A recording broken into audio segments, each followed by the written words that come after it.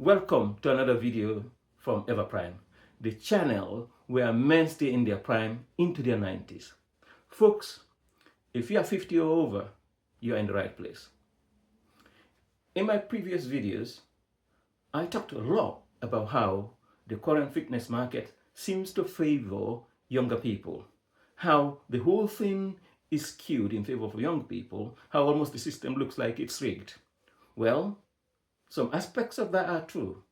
But today, I'm going to give you a counter argument of why, actually, if you're an older person, you have got advantages that if you do lean into them, you'll be much further than younger people. In the previous videos, I mentioned things like, if you're an older person, you got disadvantages from low testosterone, which does not help you in your fitness journey. I mentioned things like response to training fitness, which is much slower than a younger person. I also mentioned things like your ability to synthesize protein. All those are true, and in fact, there are more. Go and listen to the previous videos after this video. However, that's one side of the story.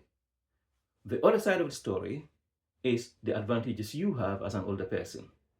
In fact, if you lean on them, you'll be much further than the younger person. I'm going to mention 4 of them here, but there are more. The first thing as an older person is you've got financial resources. At least on average, a person over 50 has got more financial resources than a younger person in their 30s. Or at least that's what we hope, in general. If you don't have that, then we have another problem to try and solve for you. So because you've got financial resources, one of the hurdles to getting fit is already solved. Fitness is not expensive, but it still costs something. It still costs some financial resources to be able to join a gym, to be able to buy the right nutrition, and so on and so forth, to buy the right supplements. So you do need some financial resources. Not a lot though, but that becomes a non-issue for you. The second thing is, if you are in your 50s and plus, the expectation on average, again, not everybody, you should have more time. Because at this point, either A, you have retired, or you're about to retire, or you've actually mastered your profession and you're actually coasting. On average, right? You should know exactly what to do. You don't have all the pressures on you to be able to prove yourself in your career. Right now, you should really be cruising. Again, that's just generic, not for everybody. But assuming that's the case for you, again, you have got a lot of time.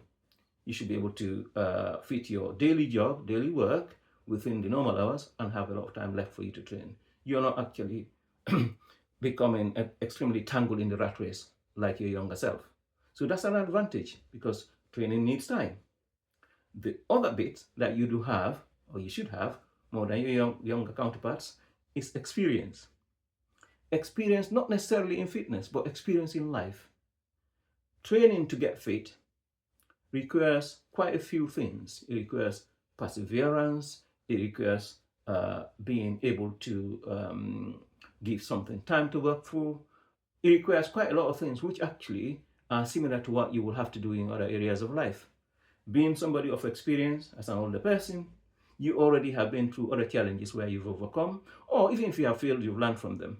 Those experiences you can translate back into your fitness journey and say, right, okay, I know this is going to take time, or I know this is getting difficult, but I will persevere, I'll get through it. And you actually draw analogies to other things you've done in life.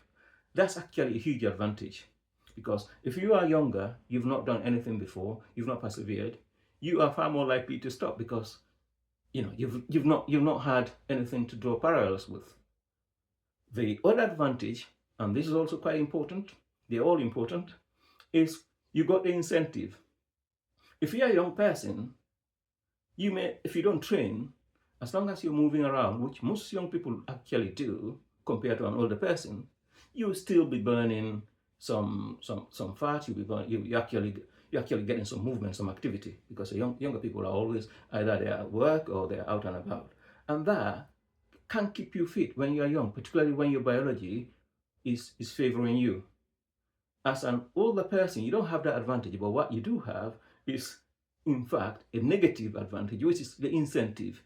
You know, In one of my previous videos, I talked about you have got something between 35 to 40 years yet to live, even if you retire.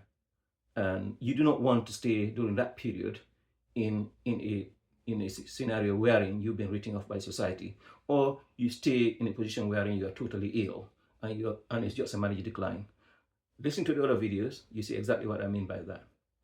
However, if you take the advice from this channel, the incentive you will have is the fact that when you look down at your middle section, or you probably just stand on the scale, or you actually run up a flight of stairs, or you carry your groceries, you exactly know what I mean. You got the incentive to get fit.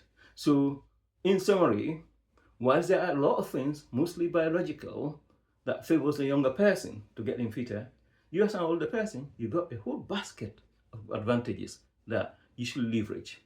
In summary, they are your financial resources, they are your time resources, they are your experiences in life so far, and you've got a huge incentive.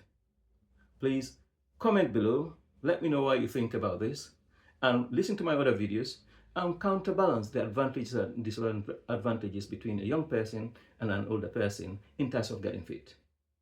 Comment below, subscribe, let's go.